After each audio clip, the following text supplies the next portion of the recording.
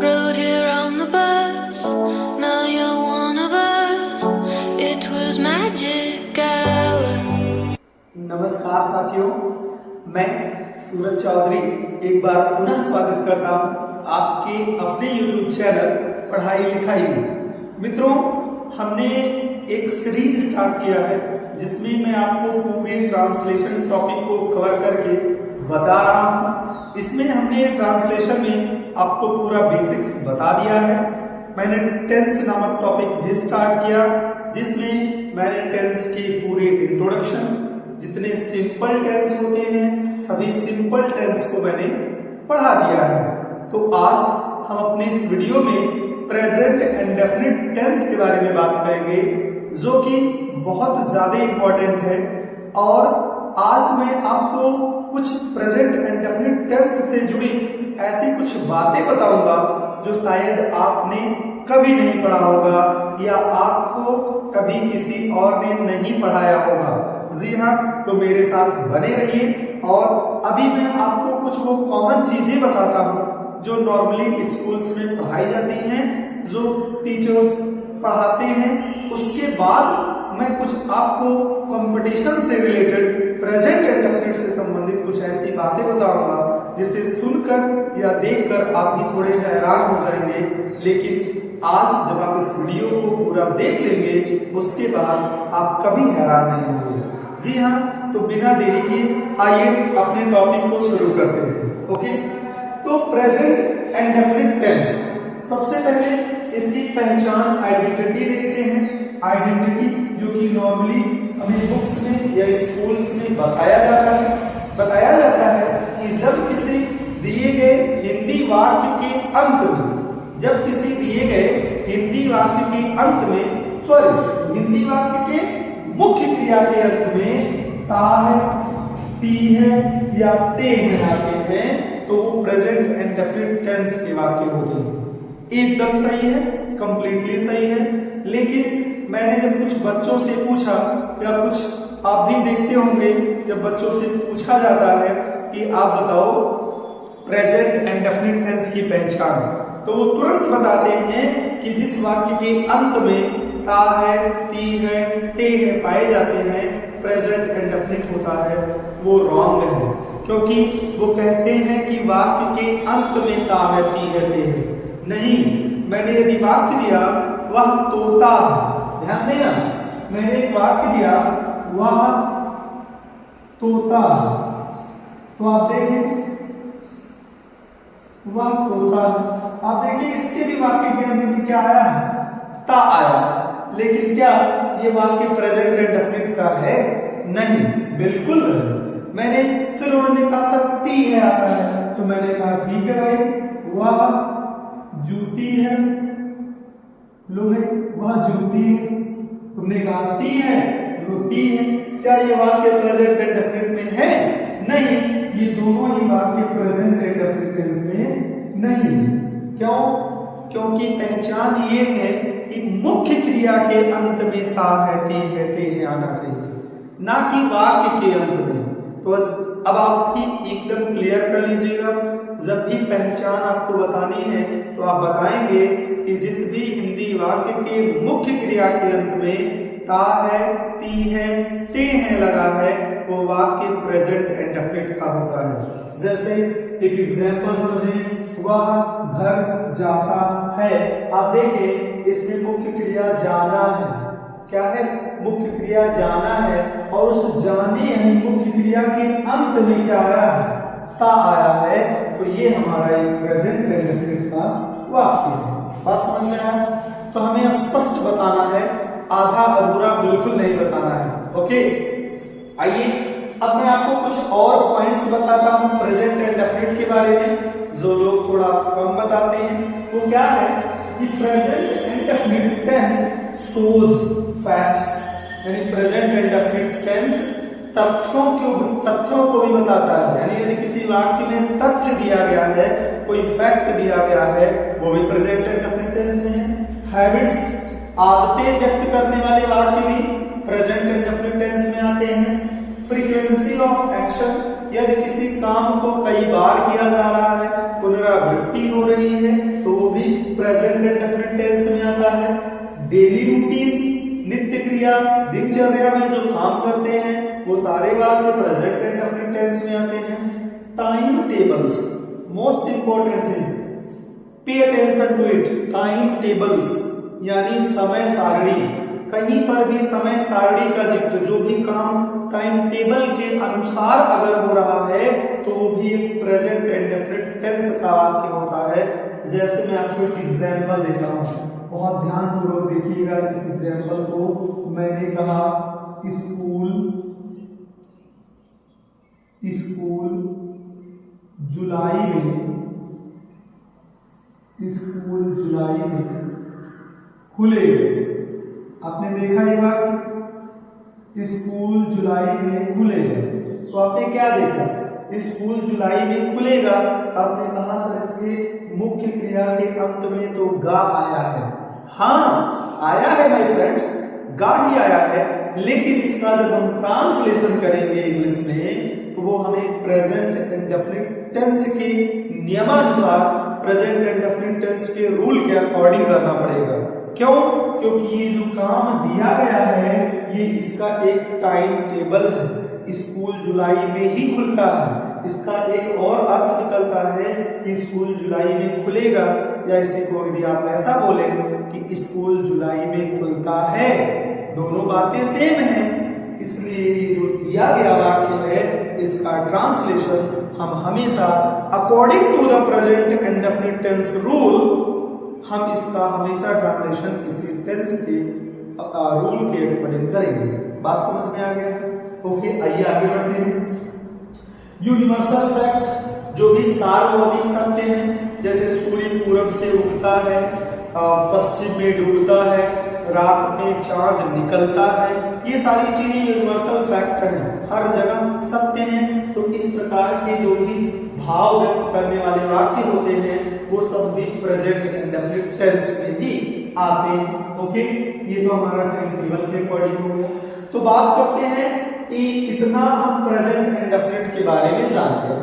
अब हमने कहा था आपको कि हम हर एक टेंस में आपको 4 प्रकार के मेनली सेंटेंस पढ़ाएंगे, जिसमें जो लास्ट वाला टाइप है इंट्रोगेटिव सेंटेंस, उसमें 2 प्रकार के वाक्य पढ़ाएंगे। एक तो हमारा एस और नो टाइप था और एक WH टाइप। लेकिन उन सभी से पहले हम सबसे पहले अपने पहले सेंटेंस पे चलते हैं, जो कि है हमारा अफर्मेटिव सेंटेंस।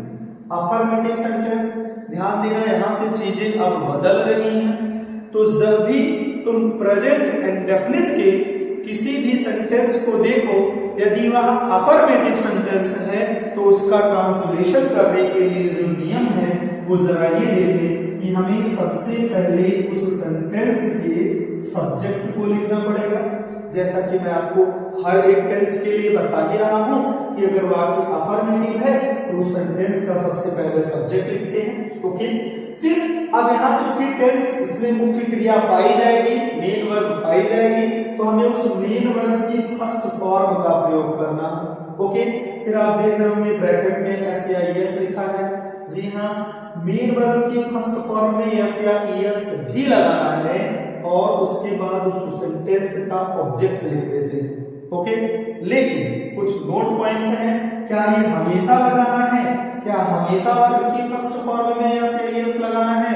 तो नो माय डियर फ्रेंड्स, वो केवल आप यहां देखें कि वर्ब की फर्स्ट फॉर्म में एस या ईएस केवल सिंगुलर सब्जेक्ट के आने पर प्रयोग होता है। यानी यदि आपके सेंटेंस का सब्जेक्ट सिंगुलर है तब आप मेन वर्ब की फर्स्ट फॉर्म में एस या ईएस का प्रयोग करेंगे, और यदि आपके सेंटेंस का सब्जेक्ट प्लूरल है तो आप केवल और केवल मेन वर्ब की फर्स्ट फॉर्म लिखेंगे, उसमें आप एस या ईएस का प्रयोग बिल्कुल नहीं करेंगे। आई होप समझ में आ रहा है। लेकिन बहुत सारे मेरे फ्रेंड्स, मेरे सारे दोस्तों को, मेरे साथियों को ये नहीं पता होगा, या हो सकता है कुछ जानते हो, लेकिन मोस्टली लोगों को ये नहीं पता होगा कि सर हमें यस का प्रयोग कब करना है या ईएस का प्रयोग कब करना है। तो पहले तो मैंने आपको ये क्लियर किया कि एस या ईएस का प्रयोग हम कब करेंगे, जब सब्जेक्ट हमारा सिंगुलर होगा, तब हम एस या एस का प्रयोग करेंगे। प्लूरल होने पर एस या एस का प्रयोग नहीं किया जाएगा। लेकिन गुरुजी यदि सब्जेक्ट सिंगुलर आया तो हम कब यस लगाएंगे और कब ईएस लगाएंगे, यही बात नहीं पता चल पा रहा है। तो आओ हम है ना, हम बताते हैं तुमको। आओ देखो, ध्यान देना, बहुत इंपॉर्टेंट चीज है, एक बार खाली दिमाग में रख लेना, हमेशा नहीं भूलेगा, कभी नहीं भूलेगा। ध्यान देना क्या है कि जब भी तुम्हारा मेन वर्ब जो मुख्य क्रिया होगा, यदि उस मुख्य क्रिया के अंत में डबल एस आ रहा है, ध्यान देना मेरी बात को, या ओ आ रहा है, या जेड आ रहा है, या यक्स आ रहा है, या सीएच आ रहा है, या एसएच आ रहा है। क्या? जब भी मेन वर्ब जो वर्ब है, यदि उस वर्ब के अंत में ये शब्द आ रहे हैं, ये लेटर्स आ रहे हैं, तो आप उस वर्ब में ईएस लगाएंगे। क्या लगाएंगे मेरे फ्रेंड्स? ईएस लगाएंगे। लाइक एग्जांपल मैं आपको दूं, एग्जांपल आप देखें, मैंने कहा जैसे आया एक वर्ब गो, आप देखें गो आया, तो गो एक मेन वर्ब की फर्स्ट फॉर्म है और इसके अंत में ओ आया है। तो जब सब्जेक्ट सिंगुलर होगा तो हमें गो लिखना पड़ेगा और गो में एस लगाना पड़ेगा। तो गुरुजी क्या लगाएंगे? गुरुजी क्या लगाएंगे? सब जानते हैं बोझ हो जाता है, लेकिन कैसे हुआ? तो भैया लास्ट में ओ आया है, नियम कहता है यदि मुख्य क्रिया की वर्ब की फर्स्ट फॉर्म के अंत में ओ आ जाए, डबल एस आ जाए, जेड आ जाए, एक्स आ जाए, सीएच आ जाए, एसएच आ जाए, तो आप उसमें ईएस लगा लेंगे, ये हो जाएगा बोझ। बात समझ में आ गया? क्लियर हो गया है आज? दूसरी बात, अगर उस मेन वर्ब के फर्स्ट फॉर्म का अंत वाई पे हो रहा है और उस वाई से तुरंत पहले कोई कॉन्सोनेंट दिया है, क्या दिया है?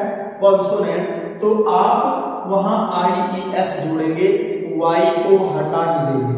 कैसे? जैसे एग्जाम्पल के लिए आप देखें, इसके एग्जाम्पल के लिए देखें, जैसे फ्लाई है, अब ध्यानपूर्वक देखें, फ्लाई, फ्लाई माने उड़ना होता है, तो फ्लाई आ गया माय फ्रेंड्स। अगर फ्लाई आया है और सब्जेक्ट सिंगुलर है तो हमें ऐसे यस लगाना है। कैसे लगाएंगे? क्या लगाएंगे? तो आप देखिए लास्ट में वाई आया है, वाई की पहले कॉन्सोनेंट आया है, तो वाई की पहले अगर कॉन्सोनेंट आया है इसका वर्ग में ऐसे बना देंगे FLIES, यानी वाई हटाया और IES जोड़ दिया। बात समझ में आया? लेकिन गुरुजी आपने ES तो लगाना बता दिया, यस कब लगाएंगे? तो बिटवा साथी हमारे, इनके अलावा यदि कोई भी वर्ब आ रहा है, वर्ब के अंत में कोई भी लेटर आ रहा है, एस लगा लेना। क्या लगा लेना? तुम एस लगा लेना। कोई कछु पूछे कैसे लगाए, कह देना हमारे अंग्रेजी वाले गुरुजी कहे हैं ऐसे लगाएंगे, हम और नहीं जानते हैं। नियम है, नियम है दोस्त, ये नियम है। क्या नियम है कि अगर मुख्य क्रिया के अंत में ई सब शब्द आए तो ईएस लगा लेना, वाई है, वाई के पहले कॉन्सोनेंट आए तो आईईएस लगा लेना, और इसके अलावा जो कछु भी आए सबके साथ एस लगा लेना। लेकिन ये कुल काम हम तभी करेंगे जब हमारा सब्जेक्ट सिंगुलर रहेगा। ये बात को विशेष ध्यान देना। क्या इतनी बात समझ में आ गया है? इतनी बात समझ में आया तो आओ जरा इसका अफर्मेटिव सेंटेंस का एग्जांपल देखते हैं, कैसे इसका ट्रांसलेशन बनाएंगे। आओ एग्जांपल देखते हैं। अच्छा, एग्जांपल के लिए मैं थोड़ा यहाँ पर और 2-4 एग्जांपल लिखेंगे, तो मैं इसको इरेज कर देता हूँ। आप इसका स्क्रीनशॉट भी लीजिएगा या इसे लिख लीजिएगा, ठीक है? इसको भी इरेज कर देता हूँ, आप इसका नोट्स अलग से बनाते रहिएगा। आइए एग्जांपल देखते हैं। Let's see some examples. जैसे मैंने कहा कि मोहन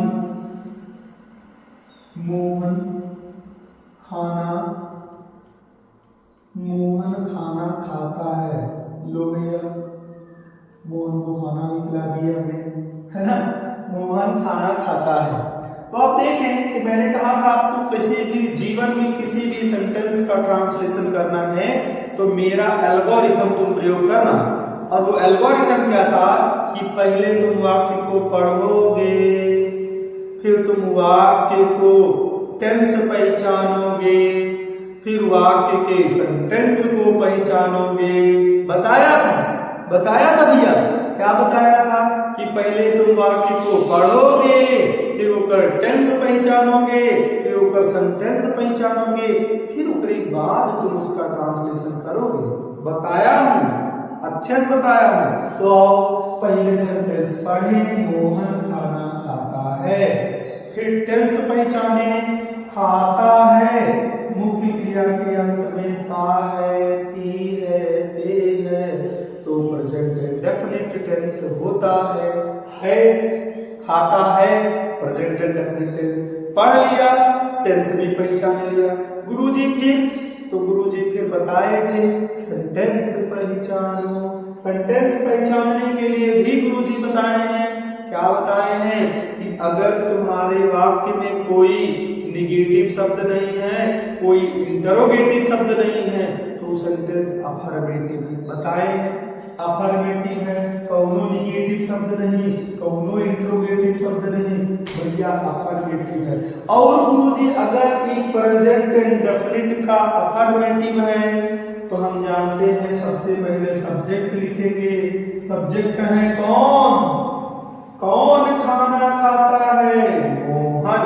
तो मोहन सब्जेक्ट हो गए, मोहन को मोहन लिखिए, कोनो आफत नहीं होगा ना, कोनो आफत नहीं हुआ होगा, मोहन हो गया। फिर गुरुजी क्या करेंगे, मेन वर्ब की फर्स्ट फॉर्म, मेन वर्ब माने खाना, ईट, ईट फर्स्ट फॉर्म ईट, भैया ईट लिख लिए, ईट।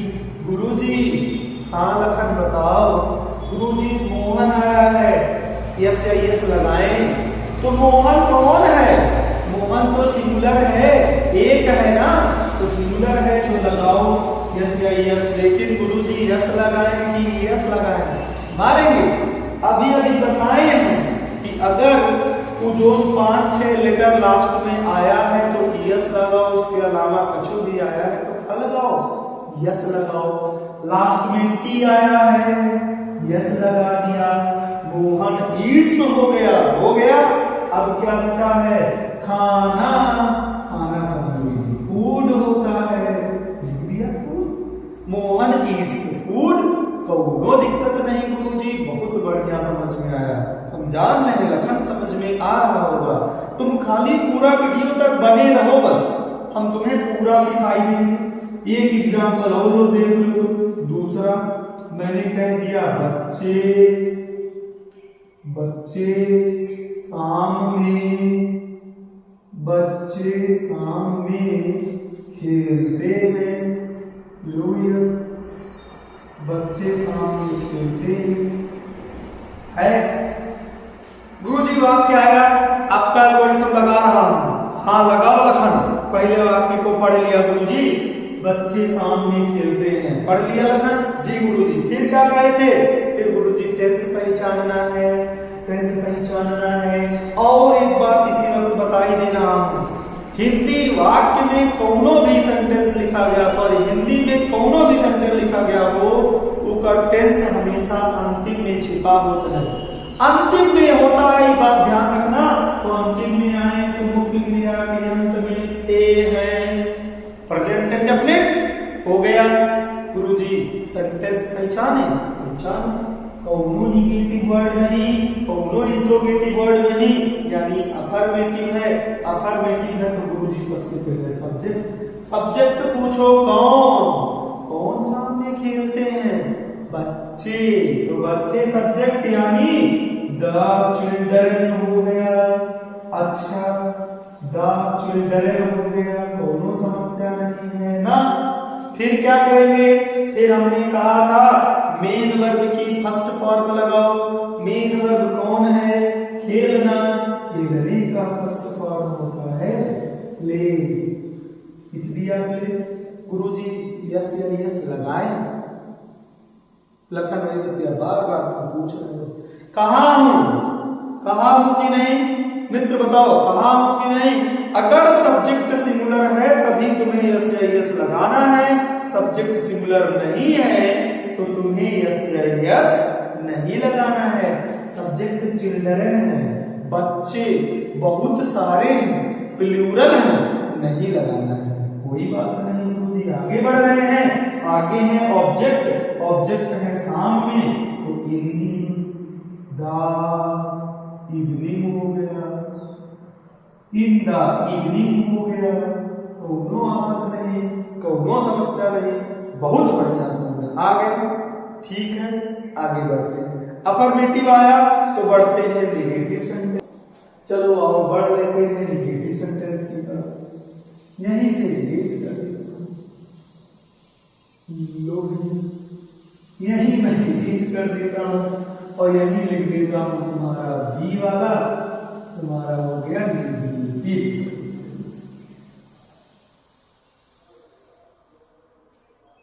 ना, निगेटिव सेंटेंस। कोई समस्या नहीं। अब निगेटिव सेंटेंस में भी बताया हूं कि सबसे पहले वो आपके पास सब्जेक्ट लिखते हैं, तो सबसे पहले सब्जेक्ट लिख दिया। फिर बोले थे वो आपके का हेल्पिंग वर्ब लिखना है, तो प्रेजेंट इंडेफिनिट टेंस का हेल्पिंग वर्ब तुम जान लो कि डू या डज होता है। क्या होता है? डू या डज। अब चूंकि निगेटिव है तो ये के बाद नॉट भी लगाना है। फिर बताया कि मेन वर्ब लगना है, तो मेन वर्ब की कौन सी फॉर्म प्रेजेंट इंडेफिनिट में? फर्स्ट फॉर्म, और उसके बाद ऑब्जेक्ट आए। अब देखो लखन क्या पूछ रहा है, क्या पूछ रहे हो लखन? गुरुजी ईमेस या ईएस नहीं लगाएंगे। हाँ, बढ़िया प्रश्न पूछे हो। आओ बताएं तुमको एस या ईएस काहे नहीं लगाए? यहां देखो ईएस लग गया है। बिटवा, साथी, मित्रवा, ध्यान से सुनना, जब निगेटिव सेंटेंस शुरू हो जाएगा तो वहां हेल्पिंग वर्ब आ गया। हेल्पिंग वर्ब आ गया डू या डज, और डू या डज में से एक डोमेन है डू, उन्हीं में जब सिंगुलर आता है तो ईएस लगा के डज कर देते हैं, यानी तब यस या ईएस वर्ब की फर्स्ट फॉर्म में नहीं लगाएंगे। ऊ यस या ईएस कहां उठ के लग गया है बेटा? Helping verb. बात समझ में आ गया?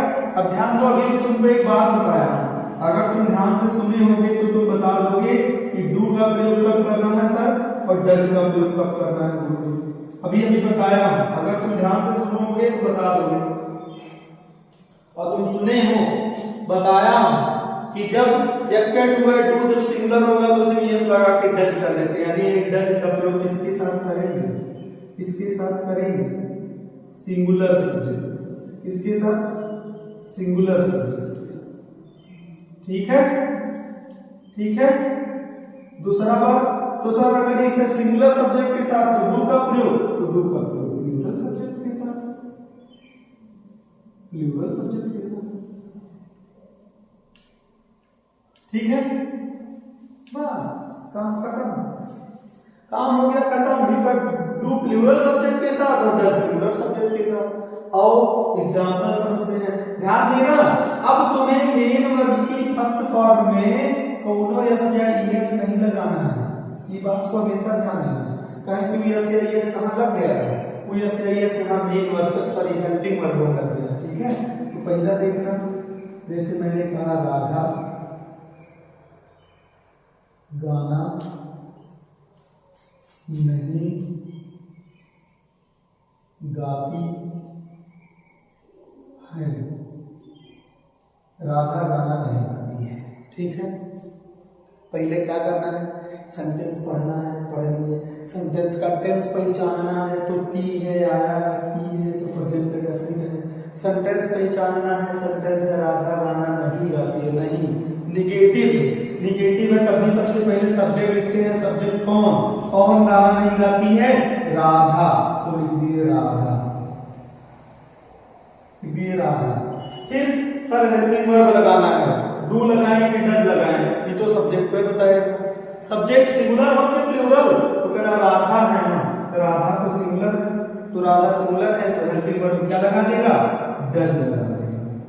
ऐसी हेल्पिंग वर्ब के तुरंत बाद नॉट लगाना है, क्योंकि नहीं इन दोनों में गठबंधन हुआ था, बताए थे। हेल्पिंग वर्ब और नॉट में गठबंधन हुआ है, दोनों साथ साथ रहते हैं, बताए थे।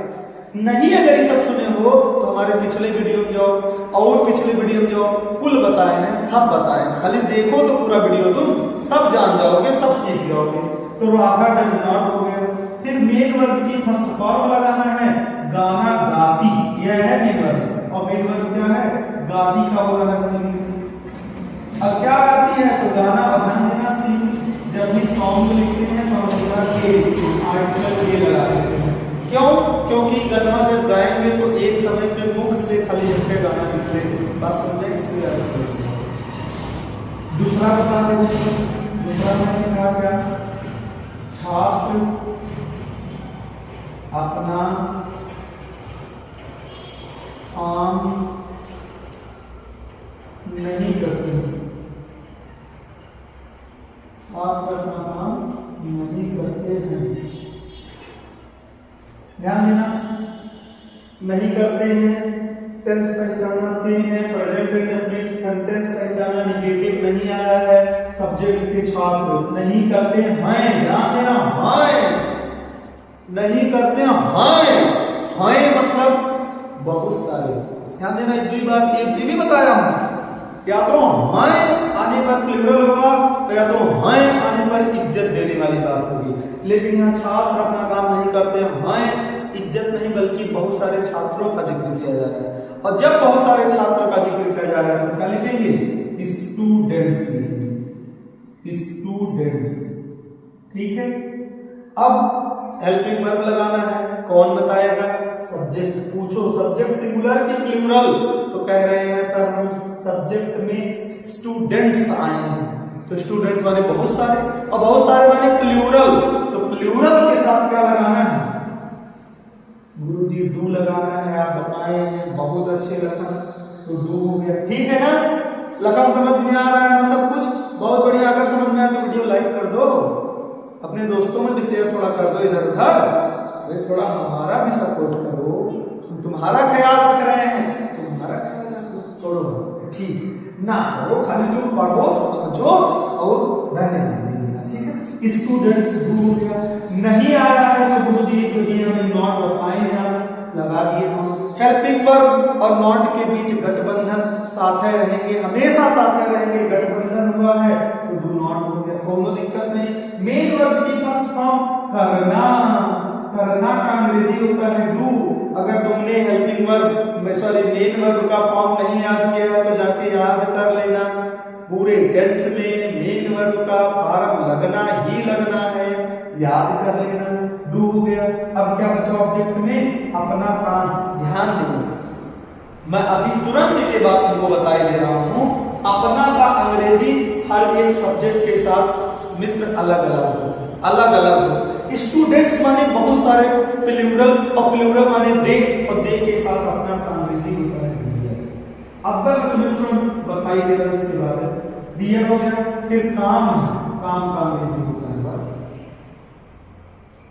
बात समझ में आ गया, एकदम समझ में आ गया लखन, बहुत अच्छा, ठीक। अब जरा ये देख लो, अपना का अंग्रेजी में मैं नीचे लिख दे रहा हूं थोड़ा सा, अपना का अंग्रेजी, अपना का अंग्रेजी कहां कहां, तो अपना का अंग्रेजी क्या क्या लिखो, अगर तुम्हारा सब्जेक्ट ही है, ही माने ही अगर हो गया, या कोई लड़का का नाम हो गया तो अपना का अंग्रेजी तुम ही लिखोगे। अगर तुम्हारा सब्जेक्ट सी है, या कोनो लड़की का नाम है, या कोनो फेमिनाइन जेंडर है, तुम लिखोगे हर, बात देखते रहना। आई अगर सब्जेक्ट तुम्हारा है तो उसके साथ तुम अपना का अंग्रेजी माई लिखोगे। अगर तुम्हारा सब्जेक्ट बी है तो उसके साथ तुम अपना का अंग्रेजी आवर लिखोगे, क्या लिखोगे, आवर लिखोगे। फिर अगर तुम्हारा सब्जेक्ट यू है तो यू के साथ तुम अपना का अंग्रेजी योर लिखोगे। अगर तुम्हारा सब्जेक्ट दे है या कोई प्लूरल नाउन है तो उसके साथ तुम अपना का अंग्रेजी डियर लिखोगे। ये बात ध्यान रखना, ये अपना का अंग्रेजी यानी possessive pronoun, possessive pronoun, possessive adjective, वही वाली बतिया है अपना का अंग्रेजी बनाते हैं, यू को नोट कर लेना। निगेटिव तक आया, और तुम्हें लास्ट इंट्रोगेटिव बता देता हूं, इंट्रोगेटिव बता देता हूं, ठीक है, इंट्रोगेटिव बता देता हूं। इंट्रोगेटिव बताने के लिए मैं पूरा लिखता हूं, ठीक है, पूरा इरेज कर दे रहा हूं, कारण इंट्रोगेटिव में दो होते हैं तो इंट्रोगेटिव के लिए सब इरेज कर देता हूं। लेकिन ध्यान देना, अभी तुम्हें प्रेजेंट इंडेफिनिट टेंस से मुझे और भी बहुत सारी बात बतानी है, इसके बाद भी, तो तुम बने रहना लास्ट में, कि मेन चीज वही है, ये सब तो कॉमन भी है, लेकिन तब भी तुम्हें बहुत सारी चीजें नई जानने को मिल रही होगी, तुम जानते रहना। ठीक है, चलो इंट्रोगेटिव देख लेते हैं, इसी के साथ साथ इंट्रोगेटिव में निगेटिव भी देख लेंगे।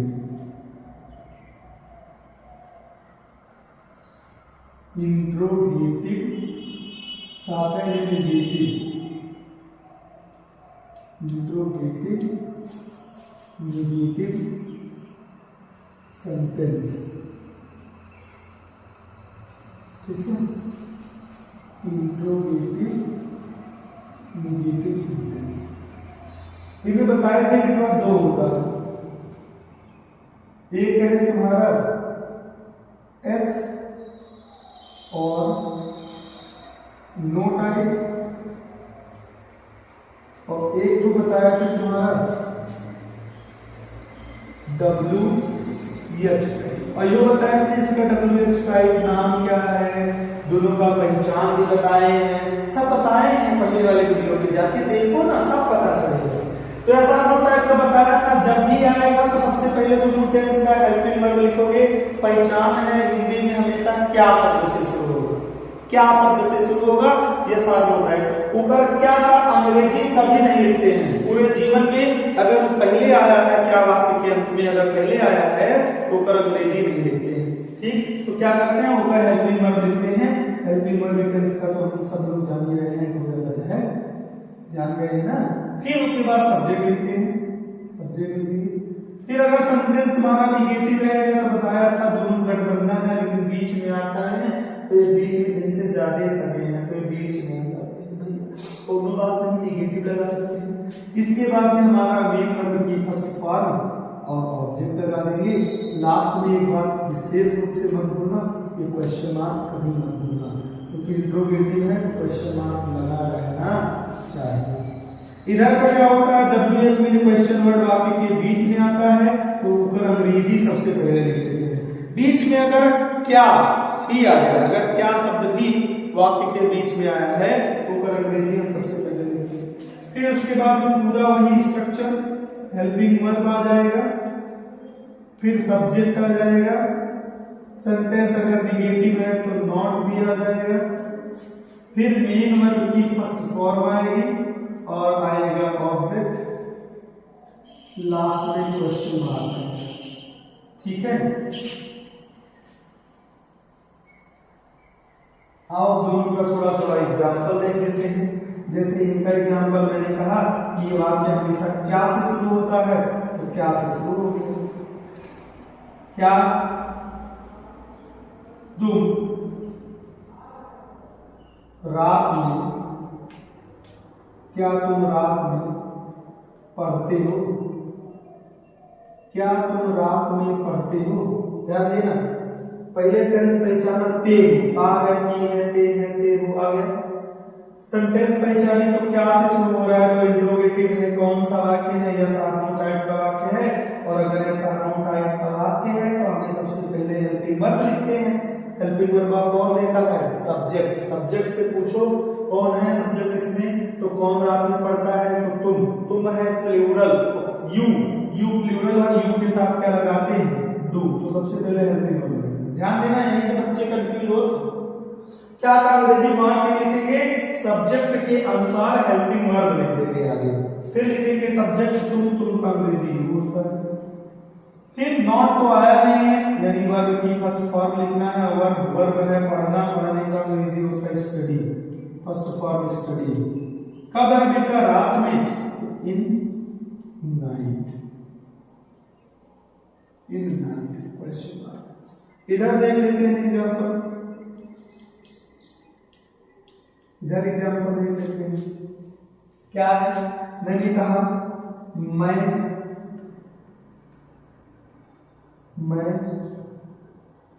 मैं को हटाई दो, मैं से बढ़िया अंदर मैं देता हूं तुम मुझे अपनी किताब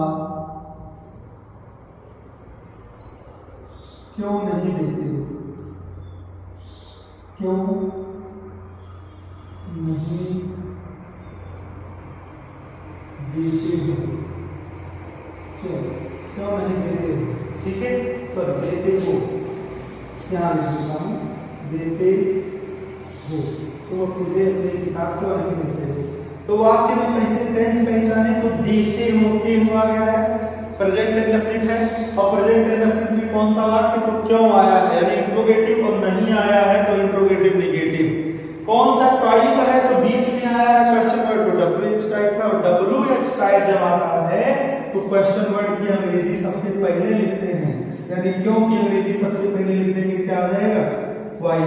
फिर काम है हेल्पिंग वर्ब, और हेल्पिंग वर्ब कौन देता है, सब्जेक्ट। तो सब्जेक्ट कौन है, तुम तो प्लूरल है बेटा, तो इसके साथ लगाएंगे। फिर सब्जेक्ट लिखते हैं, सब्जेक्ट देखना स्ट्रक्चर में, सब्जेक्ट है यू। फिर नॉट है, क्या नॉट है, हाँ नहीं आया है तो नॉट लगा देंगे। फिर मेन वर्ब की फर्स्ट फॉर्म, मेन वर्ब क्या है, देना, देने का होता है गिव। और किसे, मुझे, तो मुझे का अंग्रेजी होता है मी। Why you do not give me, क्या नहीं देता है, अपनी किताब। तो अपनी का यू देखना, यू के लिए अपनी के अंग्रेजी भी बताया हूं, यू के लिए अपनी के अंग्रेजी योर होता है, तो योर लिखिए और किताब का समझ में आ गया। तो ये तो बेसिक चीजें था जो बुक में वगैरह में मिलता है, आपको जो पढ़ते रहते हैं, ठीक है। अब मेरे मित्र मैं तुम्हें कुछ ऐसी ही बातें प्रेजेंट इंडेफिनिट के बारे में बताने चल रहा हूँ जो बहुत मुश्किल से ही तुम्हें कोई बताता होगा या किसी बुक में तुम पाते होगे, लेकिन ऐसे सेंटेंस तुम जरूर पाते होगे, लेकिन तुम उसके बारे में कभी सोचते नहीं होगे। आज मैं तुम्हें सोचवाऊंगा, यही वीडियो में तुम्हें सोचवाऊंगा, तुम्हें सोचने मजबूर कर दूंगा। ये अच्छा ऐसा भी होता था, हम आज तक जान ही नहीं पाए, कोई बात नहीं, हम हैं, हम तुम्हें बताते हैं, ठीक है।